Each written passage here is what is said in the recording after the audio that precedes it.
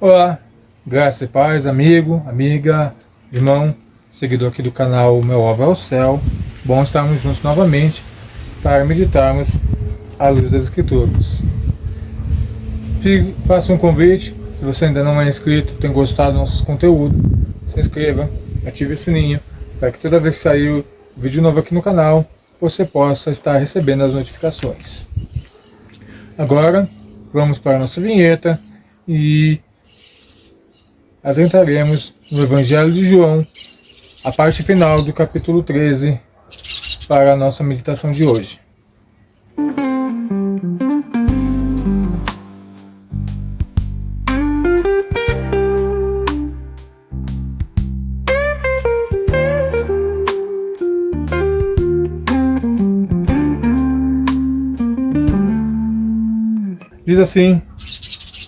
Diz assim o Evangelho de João, capítulo 13, do versículo 31 até o versículo 38.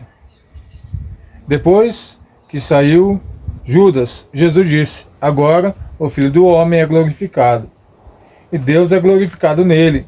Se Deus é glorificado nele, também glorificará o Filho nesse mesmo, e glorificará em breve. Meus filhinhos, estou com vocês apenas mais um pouco. Vocês procurarão por mim, e como eu disse aos judeus, agora lhes digo, porque para onde vou, vocês não podem ir. Um novo mandamento lhes dou: amem-se uns aos outros, como eu também vos amei. Devem amar uns aos outros. Com isso, todos saberão que vocês são os meus discípulos, se vocês amarem uns aos outros. Simão Pedro lhe perguntou: Senhor, para onde vais? Respondeu-lhe Jesus: para onde vou, vocês não poderão seguir-me agora, mas me seguirão mais tarde. Pedro lhe perguntou: Senhor, por que não podemos seguir-te agora? Darei a minha vida por ti.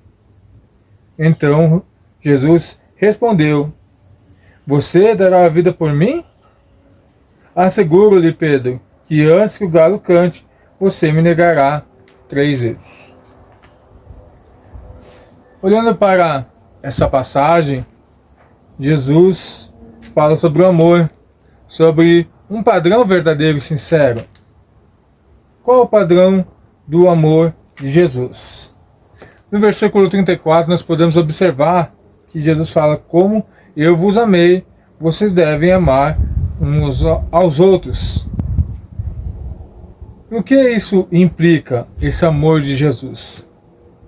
O apóstolo Paulo, mais uma vez, foi um homem que Deus usou para a definição perfeita e captou a essência do que Jesus estava querendo dizer aos apóstolos em João.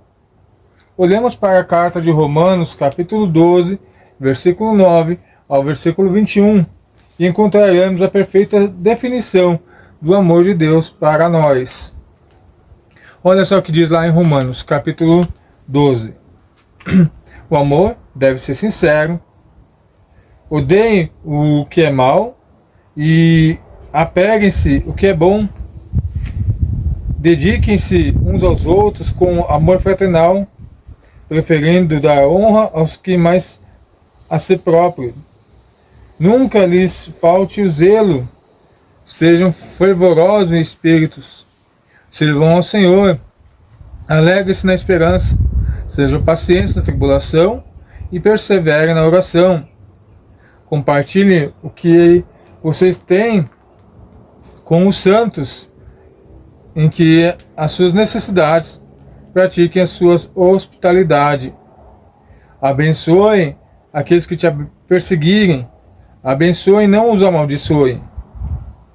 Alegrem-se com os que se alegrem e chorem com os que choram.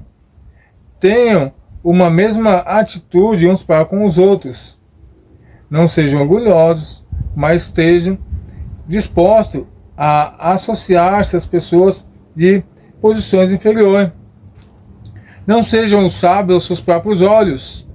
Não retribuam a ninguém o mal por mal. Procurem fazer o que é correto aos olhos de todos. Façam todo o que é possível para viver em paz um com os outros. Amados, nunca procurem vingar-se, mas deixem com Deus a ira, pois está escrito: minha é a vingança, eu retribuirei, diz o Senhor. Ao contrário, se o teu inimigo tiver fome, dá-lhe de comer. Se tiver sede, dá-lhe de beber. Fazendo isso, vocês amontoarão brasas vivas sobre a sua cabeça.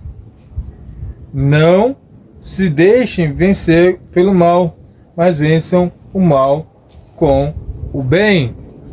Então nós vemos aqui o apóstolo Paulo expressando o que Jesus disse em João capítulo 13, no versículo 34. Um amor não fingindo, aborrecer o mal ao praticar o bem, amar cordialmente o próximo, estar atento às necessidades do próximo, não desistir das dificuldades, abençoar os que te perseguem, sentir a dor do próximo e se alegrar com que estão alegres, não se considerar sábio aos próprios olhos, não retribuir mal com mal, buscar a paz com todos, não buscar vingança com as próprias mãos. Alimente o necessitado. Essa é a nossa maior dificuldade, porque sempre queremos agir da mesma forma que os outros agem conosco. E Jesus fala para não fazermos dessa forma, que se fizermos conforme está escrito aqui, ele fala que nós seremos discípulos dele. Mas quando agimos da forma contrária, nós não demonstramos o reino de Deus sobre e para as pessoas. Mas Pedro, mais uma vez, impulsivo, não parou para refletir sobre o que Jesus estava falando. No versículo 37, Pedro fala que daria sua vida por Jesus. Mas no versículo 38, Jesus responde: antes que o galo me cante, você me negará 3 vezes. Então nós vemos aí que Jesus estava atento e observando todas as situações. Mas por que Jesus falou dessa forma para com Pedro? Nossa resposta está no versículo 31. Agora o Filho do Homem é glorificado. Nós vemos 2 situações seguidas, a qual vemos que primeiro Jesus revela o traidor, anuncia quem é o traidor e demonstra quem é o traidor. Os homens não entenderam. Agora Jesus fala, olha, para Pedro que ele negará. Então nós vemos a onisciência, a onipotência, a onipresença de Jesus, 2 cenas seguidas.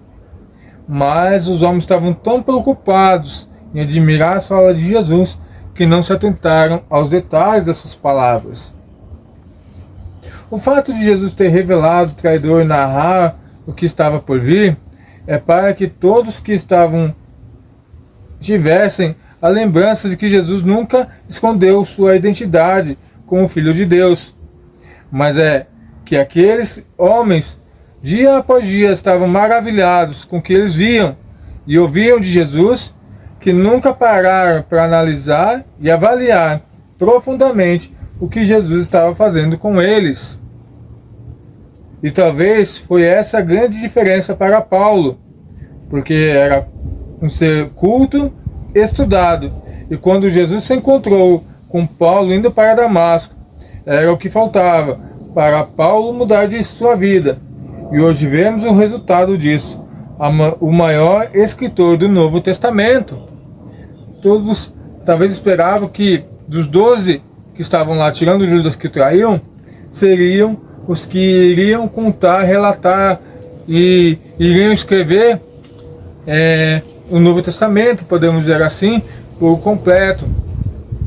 Porque eles andaram com Jesus, eles viram os feitos de Jesus. Mas Deus quis de uma forma diferente. E Paulo, então, foi essa pessoa a qual Deus utilizou da sua capacidade para nos trazer o Evangelho que temos hoje. Precisamos aprender então a ouvir o que Jesus está nos falando, ouvir o que Deus está nos falando, ouvir o que as Escrituras estão nos relatando, ler, analisar e avaliar o que isso implica, o que Deus quer de mim, o que eu posso fazer para agradar a Deus, aprender e praticar. Assim, Jesus terá mais liberdade de falar em nossos corações e cada vez mais seremos parecidos com Cristo. Que esse é o nosso objetivo, essa é a nossa meta. O nosso alvo é o céu. E para chegarmos lá, não tem outra maneira senão aceitarmos Cristo e seguirmos os seus ensinamentos e o seu caminho. É o meu desafio, é o seu desafio. E todos os dias temos que lutar contra a nossa carne, contra os nossos adversários, para fazer a vontade de Deus. Que o Espírito Santo nos ilumine, nos dê a direção, nos dê sabedoria para alcançarmos esse objetivo. Que Deus possa vos abençoar e a gente se encontra aqui no próximo vídeo, neste canal, para a honra e glória do nome de Jesus.